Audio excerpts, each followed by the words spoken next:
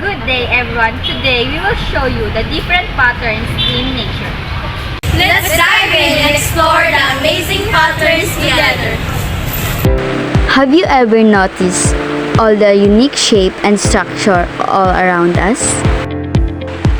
We'll explore the number behind nature from the number of petals of the flower.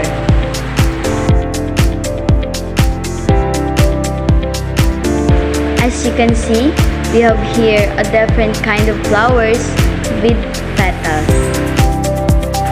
As branches grow, they split in a way that reflect this sequence, allowing the tree to optimize space and sunlight exposure.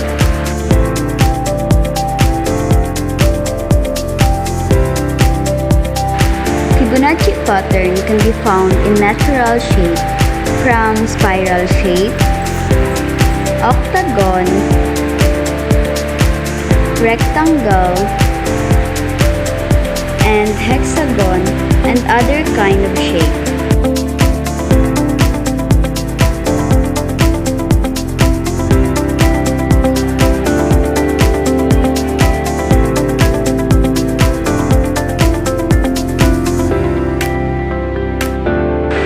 We hope this gave you a new appreciation for the Fibonacci pattern in nature.